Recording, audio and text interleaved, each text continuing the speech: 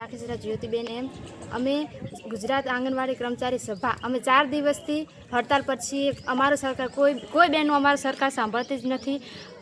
અમારો હાઈકોર્ટે જે ચુકાદો કર્યો તેનો અમારે નિર્ણય કરે વર્ગ 4 અને વર્ગ 3 ની અંદર અમારો સમાવેશ કરે। પછી અમારે પોષણ ટેકરમાં કોઈ લાભાર્થીને એફઆરએસ થતું નથી, છતાં પણ અમને ઓફિસ તરફથી દબાણ આપવામાં આવે છે કે ઓલો કરો પેલું કરો, પણ થતું નથી। લાભાર્થી ઓટીપી આપવા માટે તૈયાર નથી। બીજું કે અમે બાળકોને પૂર્વ પ્રાથમિક શિક્ષણ બિલકુલ આપી શકતા નથી। આ જે અમે એક્ટિવિટી કરાવવાની હોય છે તે બી કરાવી શકતા નથી।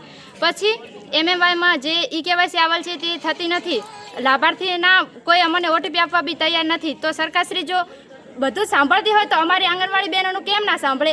બીજું કે અમે જે 4 દિવસથી હડતાલ પર ઉતર્યા છીએ તો અમને લાભાર્થી ફોન કરીને પૂછે છે કે બેન આંગણવાડી કેન્દ્ર કેમ બંધ છે? જો લાભાર્થી કહેતા હોય તો સરકારશ્રી કેમ ના કહી શકે? તો મારી સરકારશ્રીને એવી નમ્ર વિનંતી છે કે અમારું બહેનોનું કંઈક સાંભળો અને અમને વર્ગ 3 અને વર્ગ 4 ની અંદર અમારો સમાવેશ કરો અને જે હાઈકોર્ટે ચુકાદો કર્યો છે તેનો અમલ કરો। બસ, જય હિન્દ।